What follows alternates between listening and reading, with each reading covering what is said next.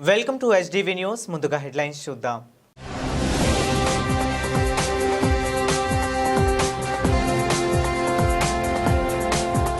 CM చంద్రబాబుతో Bharat Forge vice chairman Amit Kalyani భేటీ.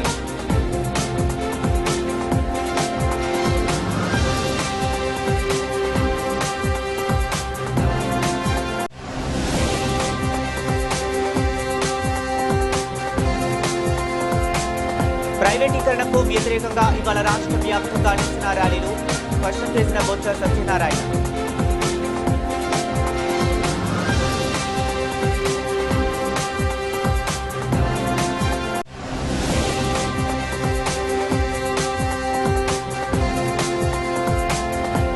విద్యుత్ భారాలపై మరో పోరాటానికి ప్రజలు సిద్ధం కావాలి. సిహెచ్ బాబురావు, సిపిఎం రాష్ట్ర కార్యదర్శి వర్గ సభ్యులు.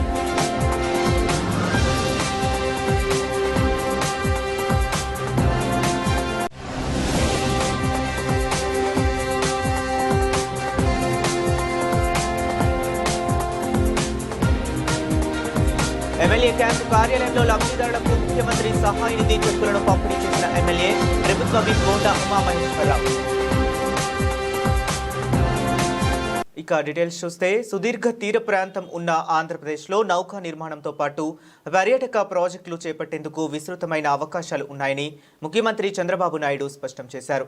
పెట్టుబడుల సదస్సు కోసం విశాఖ చేరుకున్న సీఎంతో ప్రముఖ పారిశ్రామిక దిగ్గజం company Bharat Forge vice chairman Amit Kalyani భేటీ అయ్యారు. రాష్ట్రంలో షిప్ బిల్డింగ్తో పాటు అడ్వాన్స్డ్ ఎలక్ట్రానిక్ ఉత్పత్తిపై ఆసక్తిగా ఉన్నామని అమిత్ కళ్యాణి ముఖ్యమంత్రి చంద్రబాబు నాయుడుకు వెల్లడించారు. ఏపీలో నౌకా నిర్మాణంతో పాటు ఎలక్ట్రానిక్స్ రంగంలో అడ్వాన్స్డ్ ఉత్పత్తుల తయారీకి సంబంధించి పెట్టుబడులు పెట్టేందుకు సిద్ధమని అమిత్ కళ్యాణి సీఎంకు వివరించారు. ఈ సమావేశంలో పరిశ్రమలు, ఏడీబీకి చెందిన అధికారులు, భారత ఫోర్జ్ సంస్థ ప్రతినిధులు హాజరయ్యారు.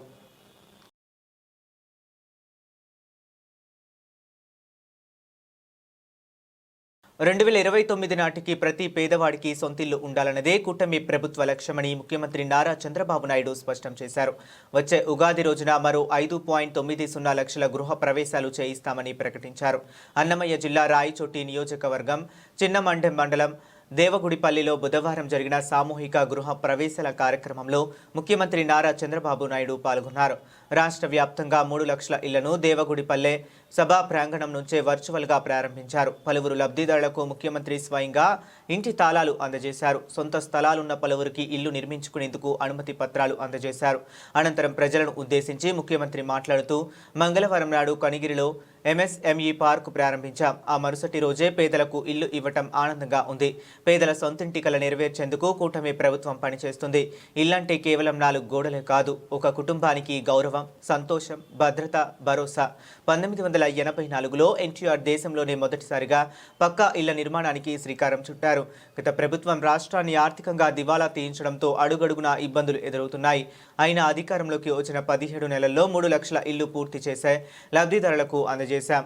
PMAY BLC కింద 2,28,034 ఇల్లు, PMAY గ్రామీణ కింద 65,292 ఇల్లు, PMAY జన్మన్ కింద 6,866 ఇల్లు, మొత్తం కలిపి 3,192 ఇల్లు నిర్మించాం అని సీఎం చంద్రబాబు తెలిపారు. ఏంటమ్మా నీ పేరేంటి? నువ్వేం చేస్తావు? పెయింటింగ్ చేస్తావా? Thank you. నువ్వు ఎక్కడ పెయింటర్ ఎక్కడ పని చేస్తావు? ఇక్కడ లోకల్గా పని చేస్తున్నాను సార్. లోకల్గా పని చేస్తాను. రజికల్ సార్, ఐరన్ పని చేస్తూ ఉంటాము. బట్ నాకు ఆరోగ్యం పరిస్థితి బాగాలేక పని నిలిపేసి పెయింటింగ్ వర్క్ సులభమా అంటే అది ఉండి నిలిచి ఎక్కువ నిల్చుకుంటాను కాబట్టి కొద్దిగా ఇదైతే పర్వాలేదా? ఇదైతే పర్వాలేదు, తిరుగుతూ ఉంటాం కదా ఎక్కువ, దానివల్ల. ఇదేమ్మా ఇల్లు?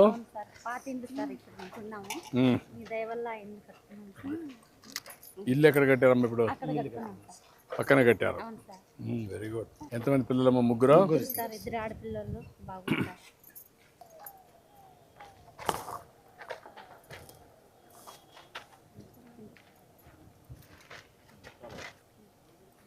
ఏంటమ్మా నీ పేరేంటి? శాలిని. నీ పేరమ్మా? దివ్య. నీ తర్వాతనా? నువ్వేం చదువుకుంటున్నామ్మా? 9th. నువ్వమ్మా? 7th. నువ్వురా? ఏమ్మా? జ్ఞానేంద్ర. 5వ తరగతి. ముగ్గురికి డబ్బులు వస్తున్నాయా? తల్లి కొందరం వచ్చిందా? గుడ్. రండి. నువ్వు చదువుకొని ఏం అవుతావమ్మా నువ్వు? Software engineer. నువ్వమ్మా? ఆర్మీకి వెళ్తావు. నీ గోల్ అది. ఎవరు చెప్పారమ్మా నీకు ఆర్మీకి పోవాలని? నాకు బాగా ఇష్టం. దేశాన్ని కాపాడేదానికి ఒక దేశభక్తితో, అంతేనా? నువ్వురా జ్ఞానేంద్ర? నువ్వు డాక్టర్. ఈవిడ ఇంజనీర్, నువ్వు డాక్టర్, నువ్వు ఆర్మీ.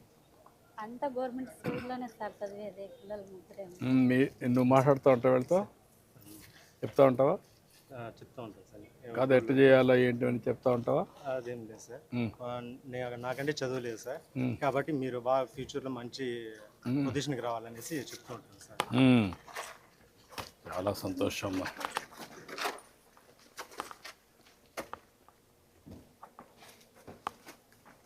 రండి.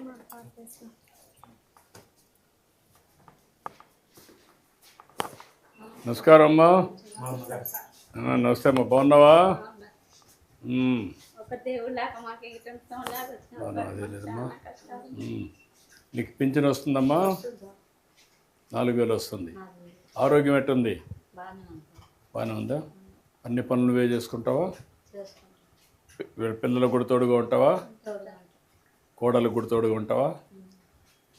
బాగానే చూసుకుంటు కోడలు నిన్ను? బాగానే చూసుకుంటుంది. ముగ్గురు కొడుకులు. ఇంకిద్దరు ఎక్కడుంటారు? ఓకే. ఎవరి దగ్గర ఉంటావు నువ్వు? వాళ్ళ దగ్గర పోవు నువ్వు? అప్పుడు పోయి వస్తూ ఉంటావు. కావాలి కదా, కన్నబిడ్డలు కదా. పుత్ర ప్రేమ ఉంటుంది కదా నీకు. ఎవరికైనా ఏ తల్లికైనా పిల్లలంటే గౌరవం, అభిమానం. బాగా చదువుకోవాలమ్మా మీరంతా.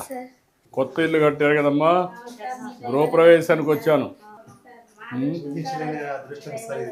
రండి. ఓకేమ్మా రండి. అందరు తల్లి. థ్యాంక్ యూ తల్లి. తప్పకుండా. మంగళంపేట అటవీ ప్రాంతంలో అటవీ భూముల ఆక్రమణలను ఉప ముఖ్యమంత్రి పవన్ కళ్యాణ్ ఏరియల్ సర్వే ద్వారా ఇటీవల పరిశీలించారు.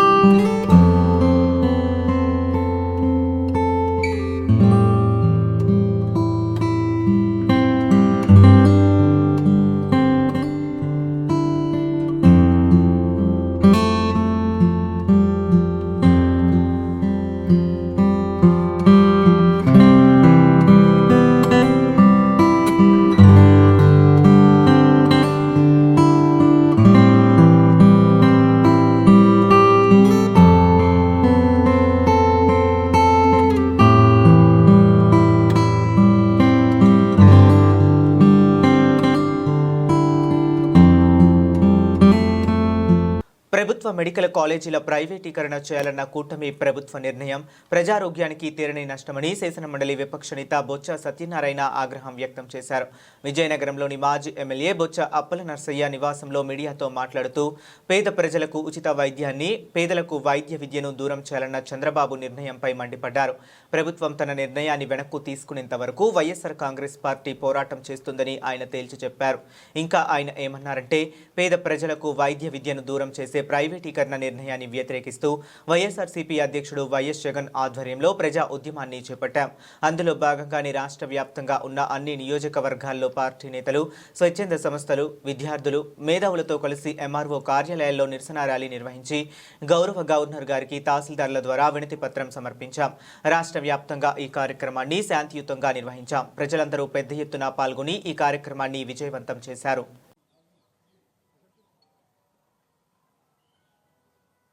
మెడికల్ కళాశాలని ఈ ప్రభుత్వం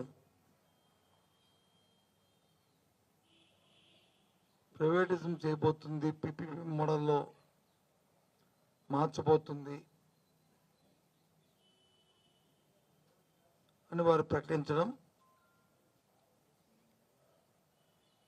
ఆ ప్రకటన ప్రజా ఆరోగ్యానికి తీవ్ర నష్టమని,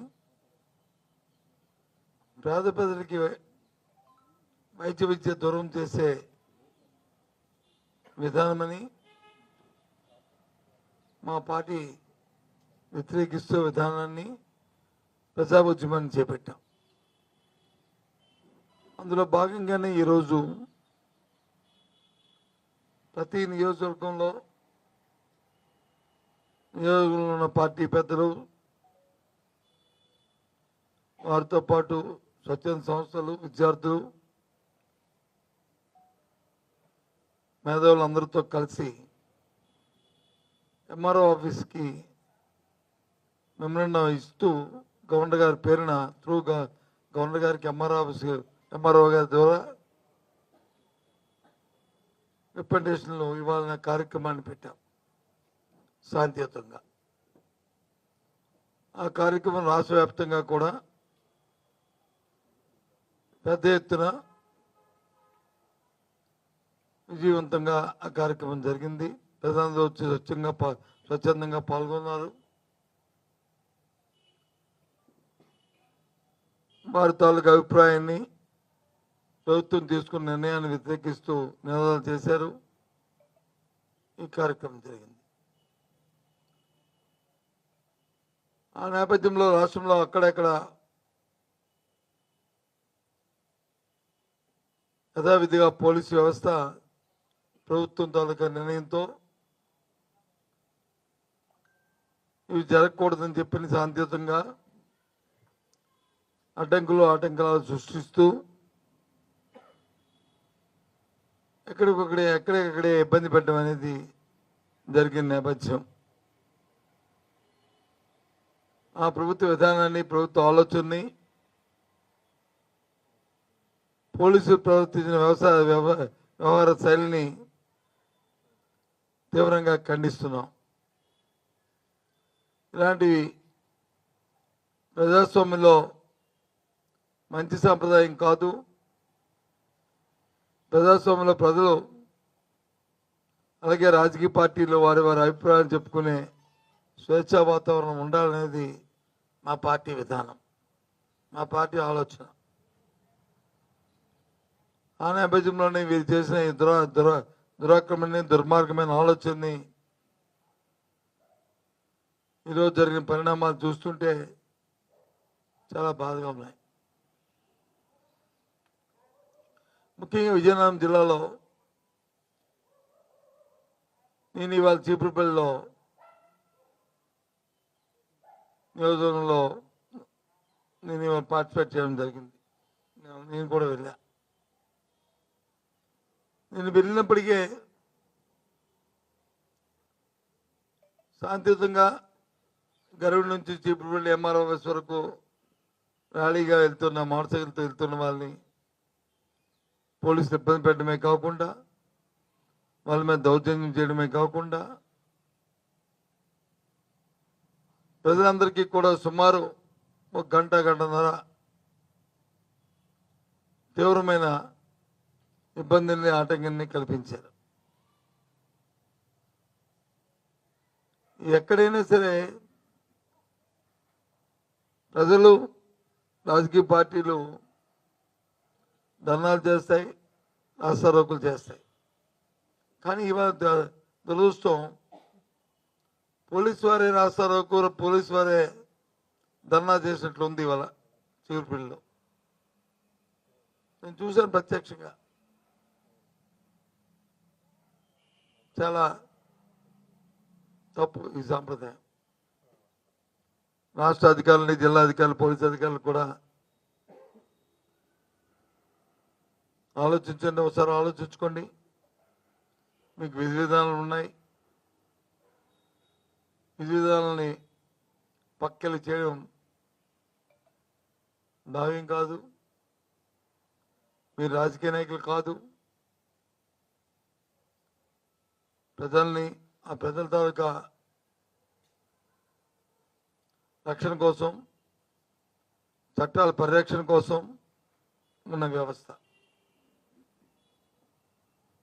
ఇలాంటి మళ్ళీ పునరావృతం కానీకండి. ఎన్నో సందర్భాలు చెప్పాను. విజయనగరం జిల్లా చాలా సామరస్యమంగా. నేడు విజయవాడ గవర్నర్పేటలోని పలు ప్రాంతాలలో సిపిఎం నేతలు బాబురావు, రాష్ట్ర కమిటీ సభ్యులు డి కాశీనాథ్ తదితరులు పర్యటించి విద్యుత్ వినియోగదారుల సమస్యలను తెలుసుకున్నారు. విద్యుత్ భారాలపై ప్రజలు ఆగ్రహం వ్యక్తం చేశారు. రోజురోజుకి బిల్లులు పెరుగుతుండగా తగ్గిస్తున్నట్లు ప్రభుత్వం ప్రచారం చేయడం ఎడల ప్రజలు విస్తుపోతున్నారు. వినియోగదారుల బిల్లులను నేతలు పరిశీలించారు. సర్దుబాటు ఛార్జీల భారాన్ని ప్రజలకు తెలియజెప్పారు. ఈ సందర్భంగా బాబురావు మాట్లాడుతూ విద్యుత్ బాధ్యతను తగ్గిస్తామని హామీ ఇచ్చి అధికారంలోకి వచ్చిన కూటమి ప్రభుత్వం ప్రజలను దగా చేసింది. 17 నెలల కాలంలో 2022, 2023, 24 సంవత్సరాలకు సంబంధించి 15,485 కోట్ల రూపాయలు ట్రూ ఆప్ ఛార్జీలను ప్రజల నెత్తిన మోపింది. దీనికి తోడు అదనంగా ప్రతి నెల యూనిట్కు 40 పై చొప్పున సంవత్సర కాలంలో 2,758 కోట్ల రూపాయలు సర్దుబాటు ఛార్జీలు ముక్కుపిండి మరీ వసూలు చేశారు. కూటమి ప్రభుత్వం కరెంటు ఛార్జీల విషయంలో మాట తప్పింది, నమ్మక ద్రోహం చేసింది. గత వైసీపీ ప్రభుత్వం 32,000 కోట్ల రూపాయలు 5 ఏళ్లలో భారం వేశారు. మమ్మల్ని అధికారంలో తీసుకొస్తే బాధుడు ఉండదు, కరెంటు ఛార్జీలు తగ్గిస్తామని మాట చెప్పారు, నమ్మించారు. ఇప్పుడు 13 పైసలు తగ్గించామని ఇంకొక కొత్త నాటకం ఆడుతూ ఉన్నారు. 13 పైసలు ఈ నెలలో బిల్లులో తగ్గిన మాట నిజం. కానీ కిందటి సంవత్సరమే ఈ మొత్తం ప్రతి నెల కూడా 40 పైసల చొప్పున సర్దుబాటు ఛార్జీలు అదనంగా వసూలు చేశారు. ముందుగానే దాదాపు 2,700 కోట్ల రూపాయలు వసూలు చేసి ఆ 40 పైసల్లో 13 పైసలు తగ్గిస్తున్నారు. ఇది పచ్చి మోసం కాదా? ప్రజలు మభ్యపరచడం కాదా? దీనికి తోడు సర్దుబాటు ఛార్జీల పేరుతో 15,485 కోట్ల రూపాయలు ఈ 16 నెలల్లోనే భారం వేశారు. ఇప్పుడు మళ్ళీ 2019, 24 5 ఏళ్లలో వాడుకున్న దానికి బిల్లులు, సర్దుబాటు ఛార్జీలు కట్టినా అవి కూడా గవర్నమెంట్కి చాలలేదని రేపు 12,717 కోట్ల రూపాయలు మళ్ళీ అదనంగా వేయడానికి రంగం సిద్ధం చేశారు. ఈ నెల 18వ తారీఖున విద్యుత్ నియంత్రణ మండలి దీని మీద విచారణ జరుపుతూ ఉంది. విచారణ అంటే తుత్తు మంత్రంగా ఆదేశాలు ఇవ్వడానికి రెడీ అవుతున్నారు. 15,000కి మళ్ళీ 12,000 అంటే సంవత్సర కాలంలోనే 27,000 రూపాయలు జనం నెత్తిన భారం పడుతూ ఉంది. ఇప్పుడు స్మార్ట్ మీటర్ల పేరుతో కనీసం బిల్లులు కూడా ఇవ్వట్లేదు. ఎంత కాల్చారో తెలియదు, దేనికి ఎంత వేసారో తెలియదు. ఫోన్లో అమౌంట్ పంపటం, కట్టేయమంటాం. మరి ఇవాళే ఇలా ఉంది. ఇక దీన్ని కూడా ప్రీపెయిడ్ విధానాన్ని కూడా అమల్లోకి తీసుకురావటం దశల వారీగా సిద్ధం చేస్తున్నారు. నిన్నటిదాకా ఇదేం విధానం లేదు, ఒట్టి మీటర్ మాత్రమే మారుస్తున్నామని జనాలు నమ్మించారు. ఇప్పుడు బిల్లు రాదు, వచ్చి చూడరు, సమాధానం చెప్పే అవకాశం లేదు. రేపు ప్రీపెయిడ్ పద్ధతిని కూడా అమలు చేయబోతున్నారు. అందుకే ఒకవైపున కరెంటు భారాలు, ఇంకా వైపున స్మార్ట్ మీటర్లు, ఈ రెండు కూడా అదానీని మేలు చేయటం కోసం, అదానీని బాగు చేయటం కోసం రాష్ట్ర ప్రజల ప్రయోజనాలని పణంగా పెట్టారు. గతంలో ఉన్న వైసీపీ ప్రభుత్వం, మోడీ, బీజేపీ చెప్పినట్టు ఒప్పందాలు చేస్తే ఇప్పుడు ఆ ఒప్పందాలని రద్దు చేయాల్సినటువంటి కూటమి చంద్రబాబు నాయుడు గారు, పవన్ కళ్యాణ్ గారు జగన్ గారు చేసిన ఒప్పందాలని, వైసీపీ చేసిన ఒప్పందాలని కూటమి అమలు చేస్తూ ఉందంటే ఈ విషయంలో అందరూ ముద్దాయిలే. ఇప్పుడున్న ప్రభుత్వం ఏమీ మాట మార్చకుండా, మాట తప్పి నమ్మక ద్రోహం చేసి మోసపూరితంగా వ్యవహరిస్తూ ఉంది. అందుకే రాబోయే కాలంలో భారాలకు వ్యతిరేకంగా, స్మార్ట్ మీటర్లకు వ్యతిరేకంగా ఉద్యమించడానికి ప్రజలు సిద్ధం కావాలి. సిపిఎం రాష్ట్ర వ్యాప్తమైన పోరాటం చేయడానికి కూడా సిద్ధమవుతుంది. ఆపదలో ఉన్న పేదవారికి సీఎం సహాయ నిధి ఒక వరం లాంటిదని సెంట్రల్ నియోజకవర్గ శాసనసభ్యులు బోండా ఉమ అన్నారు. 64వ డివిజన్కు చెందిన మొత్తం 6 మంది లబ్ధిదారులకు కలిపి 7,27,000 విలువైన చెక్కులను బోండా పంపిణీ చేశారు. ప్రజలు తమకు ఏ సమస్య ఉన్నా పరిష్కారం కోసం నిర్భయంగా తమ కార్యాలయాన్ని సంప్రదించాలని కోరారు. సెంట్రల్ నియోజకవర్గ ఎమ్మెల్యే ప్రభుత్వ విప్ బోండా ఉమా మహేశ్వరరావు బుధవారం ముఖ్యమంత్రి సహాయ నిధి చెక్కులను పంపిణీ చేశారు. సింగ్ నగర్లోని ఎమ్మెల్యే క్యాంపు కార్యాలయంలో కుందావారి కండ్రికకు చెందిన దివంగత గణపవరపు మనోజ్ కుమార్ కుటుంబానికి 4,05,341 విలువైన చెక్కులను అందజేశారు. ఈ కార్యక్రమంలో డివిజన్ అధ్యక్షులు కొల్లు రవికుమార్, ప్రధాన కార్యదర్శి బాబు, సొసైటీ బ్యాంక్ చైర్మన్ సాదం శ్రీనాథ్ సహా పలువురు నాయకులు పాల్గొన్నారు. సెంట్రల్ నియోజకవర్గంలో 2024 ఎన్నికల తర్వాత నేను శాసనసభ్యుడు అయినాక నిరంతరం కూడా ప్రజల సమస్యల పరిష్కారం కోసం ఎమ్మెల్యే కార్యాలయం, నా కార్యాలయం నిరంతరం పనిచేస్తూ ఉంది. డివిజన్ పార్టీ నుంచి ఏ సమస్య వచ్చినా ఆ సమస్యని ముఖ్యమంత్రి కార్యాలయం వరకు తీసుకెళ్ళి ఆ సమస్య పరిష్కారానికి కృషి చేయటం వల్ల ప్రజలు సంతోషంగా ఉన్నారు. ఎమ్మెల్యే కార్యాలయానికి వస్తే పని అవుతుంది, న్యాయం జరుగుతుంది అనే ఒక నమ్మకం కలుగుతూ ఉంది. పని చేయబట్టి ముఖ్యమంత్రి సహాయ నిధి పేదలకు ఒక వరంలాగా మారింది. ఈ నియోజకవర్గంలో నేను గతంలో శాసనసభ్యుడిగా ఉన్నప్పుడు కూడా దాదాపు 30 కోట్ల పైగా ఆ రోజు ముఖ్యమంత్రి సహాయ నిధి ప్రజలకు ఇప్పించాం. ఇప్పుడు ఈ 17-18 నెలల్లోనే 3 కోట్ల పైన సీఎం రిలీఫ్ ఫండ్ ఇప్పించాం. ఇవాళ విజయ గారికి 64వ డివిజన్లో ప్రజాశక్తి నగర్లో ఉంటుంది. వీళ్ళ కుమారుడు కిడ్నీ ప్రాబ్లంతో చాలా ఇబ్బంది పడ్డాడు. ఆమె కూడా చాలా ఖర్చు పెట్టారు కొడుకుని కాపాడుకోవడానికి. కానీ దురదృష్టం కొడుకు ఆయన బతకలేదు. కానీ ఆ కష్టాల్లో ఇవాళ ఎంతో కొంత సహాయం చేయాలనే ఉద్దేశంతో నా కార్యాలయానికి వస్తే ఈరోజు 4 లక్షల రూపాయలు, 4,05,000 రూపాయలు ముఖ్యమంత్రి కార్యాలయానికి ఆమె సమస్యను తీసుకుని వెళ్ళి ఆ సమస్యని ఆమెకు ఆర్థికంగా ఆదుకోవటం కోసం 4,05,000 చెక్కు రాపించి తీసుకొచ్చి ఈరోజు మా డివిజన్ పార్టీ అధ్యక్షుడు రవికుమారు, మా భాగ్యలక్ష్మి, అలాగే మా శ్రీనాథు చైర్మను, మన సొసైటీ చైర్మను గిరి, మన అశోకు, వీళ్ళందరూ ఆధ్వర్యంలో మా సెక్రటరీ బాబు, వీళ్ళందరూ ఆధ్వర్యంలో ఇవాళ ఇచ్చాం. అంటే ఈ ఒక్క డివిజన్లోనే ఈరోజు 64వ డివిజన్లో 7 లక్షల రూపాయలు దాదాపుగా చెక్కులు ఇచ్చాం. అంటే నిరంతరం కూడా ప్రజలకి అందుబాటులో ఉండి వచ్చిన ప్రతి సమస్యని పరిష్కరిస్తడం వల్ల ప్రజలు సంతృప్తి చెందుతూ ఉన్నారు. తప్పనిసరిగా రాబోయే రోజుల్లో కూడా మరింతగా కష్టపడి పనిచేస్తాం. మాకు అధికారం అనేది ఒక అలంకారం కాదు, అధికారం అనేది మాకు బాధ్యత. ఆ బాధ్యతని నిరంతరం కూడా కష్టపడి ప్రజలకు ఉపయోగపడేలాగా ముందుకెళ్తాం. ఖచ్చితంగా ప్రజలకి అండగా ఉంటామని తెలియజేస్తూ ఈ సీఎం రిలీఫ్ ఫండ్ పొందిన వాళ్ళకు కూడా అభినందనలు తెలియజేస్తాం. సమాజమే దేవాలయం, ప్రజలే దేవుళ్ళు అనే ఎన్టీఆర్ సిద్ధాంతాన్ని ఆచరణలో పెట్టిన చంద్రబాబు ఆధునిక టెక్నాలజీతో భక్తుల సౌకర్యార్థం మౌలిక సదుపాయాల మెరుగుదల, ఆధ్యాత్మిక సేవల విస్తరణకు కృషి చేస్తున్నారని మాజీ మంత్రి దేవినేని ఉమా తెలిపారు.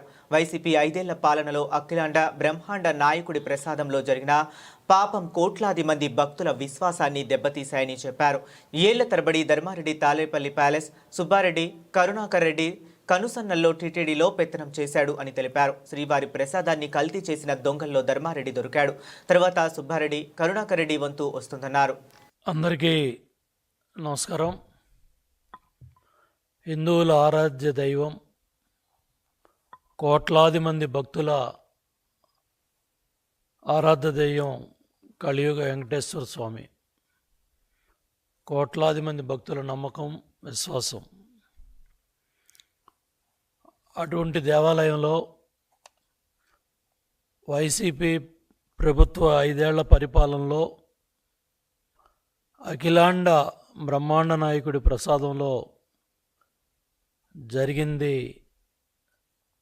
కోట్లాది మంది భక్తుల మనోభావాలని, నమ్మకాన్ని, విశ్వాసాన్ని దెబ్బతీశాయి. చాలామంది బాధతో, చాలామంది దాని మీద మరి బాధపడటం కూడా జరిగింది. అటువంటి కేసులో సుప్రీంకోర్టు పర్యవేక్షణలో సిట్ దర్యాప్తులో కీలకమైన విషయాలు బయటపడ్డాయి. హైకమాండ్ ఒత్తిడితోనే కల్తీ నెయ్యి కొనుగోలు చేశానని ఈవో ధర్మారెడ్డి సిట్ విచారణలో చాలా స్పష్టంగా సమాధానాలు చెప్పినట్టు ఈరోజు దినపత్రికల్లో చదివాం. ఎవరా హైకమాండ్ అంటే సమాధానం రాలా. నిన్న దగ్గర 10 గంటల విచారణలో వెంకటేశ్వర స్వామి గొప్పతనం, వెంకటేశ్వర స్వామి ఎలా ఉంటాయంటే లీలలో సంవత్సరాల తరబడి ధర్మారెడ్డి తిరుమల కొండ మీద చిన్న విషయం నుంచి పెద్ద విషయం దాకా తాడేపల్లి ప్యాలెస్, జగన్మోహన్ రెడ్డి కనుసన్నల్లో, వైవి సుబ్బారెడ్డి, కరుణాకర్ రెడ్డి కనుసన్నల్లో Parvataneni Brahmayya Siddhartha arts and science కళాశాల పూర్వ విద్యార్థుల సంఘం స్వర్ణోత్సవ సమ్మేళన కార్యక్రమం ఫిబ్రవరి 21, 22 తేదీల్లో అత్యంత వైభవంగా నిర్వహించడం జరుగుతుందని, ఈ వేడుకలకు రాష్ట్ర ముఖ్యమంత్రి చంద్రబాబు నాయుడుతో పాటు కేంద్ర మంత్రులు హాజరవుతున్నారని సిద్ధార్థ అకాడమీ కార్యదర్శి పాలడుగు లక్ష్మణరావు, సంయుక్త కార్యదర్శి నిమ్మలగడ్డ లలితా ప్రసాద్ చెప్పారు. ఈ వేడుకకు పూర్వ విద్యార్థులు పెద్ద ఎత్తున తరలివచ్చి విద్యార్థి దశలోని చిన్ననాటి మధుర స్మృతులను ఒకరినొకరు పంచుకోవటం జరుగుతుందని పేర్కొన్నారు. Parvathaneni Brahmayya Siddhartha arts and science కళాశాల పూర్వ విద్యార్థుల సంఘం స్వర్ణోత్సవ సమ్మేళనం లోగో ఆవిష్కరణ, 50 వసంతాల ఘన చరిత్రను ప్రతిబింబించే నూతన ప్రతీకకు సిద్ధార్థ అకాడమీ యాజమాన్యం ఆవిష్కరించారు. Parvathaneni Brahmayya Siddhartha arts and science కళాశాల పూర్వ విద్యార్థుల సంఘం ఆధ్వర్యంలో కళాశాల స్వర్ణోత్సవ వేడుకల సందర్భంగా రూపొందించిన గోల్డెన్ జూబిలీ ఆమెల్ను రీయూనియన్ లోగోను ఘనంగా ఆవిష్కరించడం ఎంతో ఆనందంగా ఉందని సిద్ధార్థ అకాడమీ కార్యదర్శి పాలడుగు లక్ష్మణరావు, సంయుక్త కార్యదర్శి నిమ్మలగడ్డ లలిత ప్రసాద్, పూర్వ విద్యార్థుల సంఘం సీనియర్ సభ్యులు వీర వెంకట సత్యనారాయణ తెలిపారు. చాలా సంతోషంగా ఉంది ఈ కాలేజీలో చదువుకుని ఇక్కడ నుంచుని కాలేజీ పెద్దల దగ్గర మాట్లాడటం అనేది. ఇదే బిల్డింగు, ఇది ఒక షెడ్ ఉండేదండి 1975లో. అక్కడ ఒక షెడ్ తర్వాత కట్టారు. ఇది అయిన తర్వాత 2 షెడ్లు. ఇక్కడ కొండ మీద ఇక్కడ యాక్టివ్గా ఉండేది, కొండ రాళ్ళు వచ్చి పడతా ఉండే షెడ్ మీద. బాగా ఎంజాయ్ చేసేవాళ్ళం స్టూడెంట్స్గా. చాలా సంతోషం. 1975, 77. సో కళ్ళు మూసి తెరిసే లోపల లైఫ్ ఈజ్ సో షార్ట్ అంటారు. 50 ఏళ్ళు అయిపోయింది ఈ కార్యక్రమంకి. సో ఈ కార్యక్రమం మాకు టీమ్గా ఒక మంచి spirited team, committed team, focused టీముతో ఫామ్ చేసుకుని గత కొన్నేళ్ళ నుంచి రెగ్యులర్గా మీటింగ్స్ జరుపుతున్నారు. మన alumni association committee members, EC members అందరూ. చాలా సంతోషం. మేము సీనియర్స్ చాలామంది ఇప్పుడు దీంట్లో బలోపేతం చేద్దాం, మా వంతు మేము దానికి కాంట్రిబ్యూట్ చేసి జయప్రదం చేయాలి అనే తలంపుతో, సంకల్పంతో మేము అందరం మా అడుగులు ముందుకేసి దీన్ని. బట్ దీనికి అన్నిటికీ ముఖ్యంగా కావాల్సింది ఏంటంటే మనకి కమిటీ మెంబర్స్ లక్ష్మణరావు గారు కానీ, లలిత ప్రసాద్ కానీ, మిగతా కమిటీ మెంబర్స్ కానీ, అల్యూమిని మన ప్రిన్సిపాల్ గారు రమేష్ గారు కానీ, బాబురావు, అందరూ సపోర్ట్, సహాయ సహకారాలు ఉంటేనే దీన్ని ముందుకు తీసుకెళ్ళగలం. తప్పకుండా వాళ్ళ ఆశీస్సులు మాకు కావాల్సి వస్తుంది, బ్లెస్సింగ్స్, వాళ్ళ సపోర్ట్ కూడా మాకు కావాల్సి వస్తుంది. ఇది ఫిబ్రవరి 21, 22. మరి చాలా సంతోషమైన దినం ఇది. ఎందుకంటే మరి 50 సంవత్సరాల పూర్వం ఈ కళాశాల స్థాపనలో నుంచి ఈ కాలేజీ మొదటి నుంచి నేను అసోసియేట్ అయి ఉన్నాను. చెప్పాలంటే నేను ఈ కాలేజీ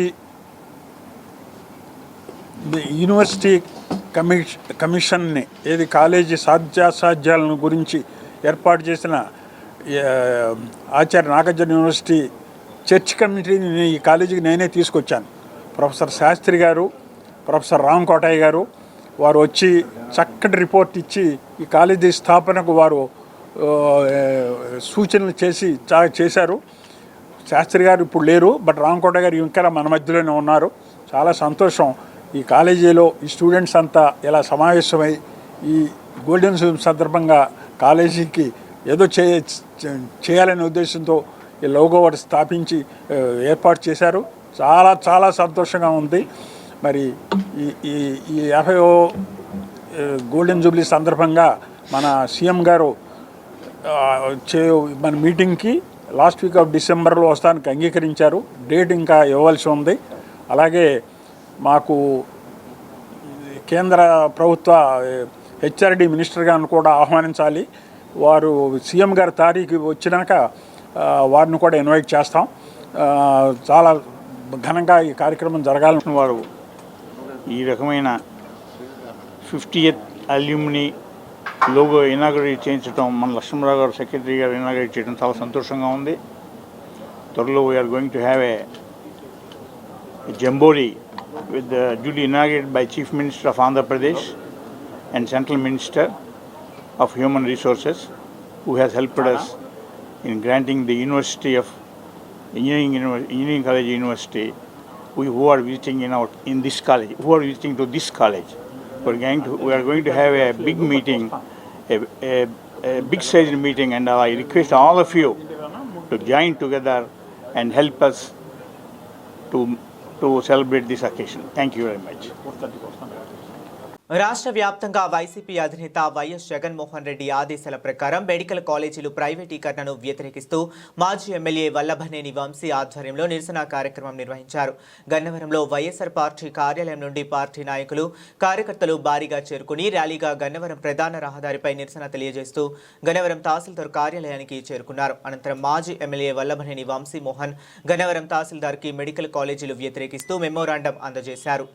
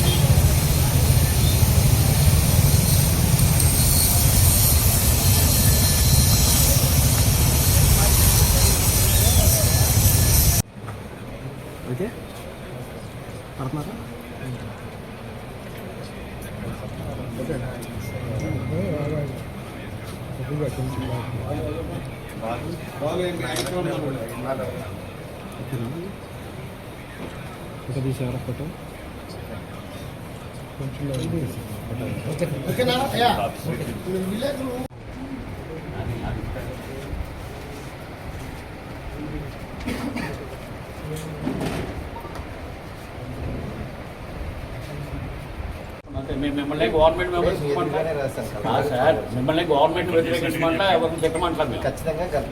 జనరల్ మీరు పవర్ ఉన్నారు, పవర్ లేని చెప్తారు. మేము అవి పట్టించుకోవట్లేదు కదా. ఒక మాట చెప్పడానికి ఏముంటుంది? ఒక మాట ఫార్వర్డ్ చేస్తాము. రిప్రజెంటేషన్ వచ్చింది అంటే మేము 40 ఏళ్ళలో ఇదే ఫస్ట్ టైం వింటున్నాం. ఎంఆర్ఓ గారు లోపలికి వెయిట్ లేకుండా చెప్పడం అనేది. బులెటిన్ ముగించే ముందు మరొకసారి హెడ్లైన్స్ చూద్దాం.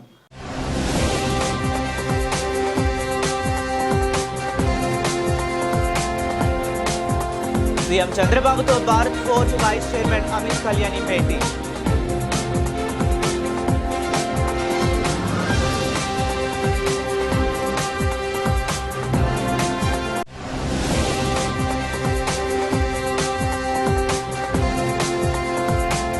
ప్రైవేటీకరణకు వ్యతిరేకంగా ఇవాళ రాష్ట్ర వ్యాప్తంగా నిరసన ర్యాలీలు స్పష్టం చేసిన Botsa Satyanarayana.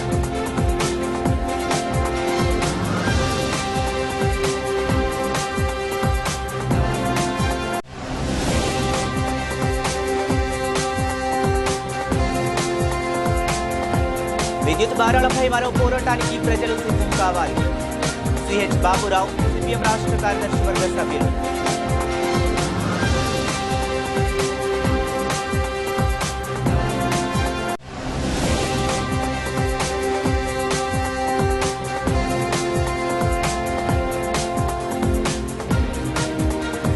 MLA MLA camp కార్యాలయంలో లబ్ధిదారులకు ముఖ్యమంత్రి సహాయ నిధి చెక్కులను పంపిణీ చేసిన ఎమ్మెల్యే ప్రభుత్వ విప్ బోండా ఉమామహేశ్వరరావు.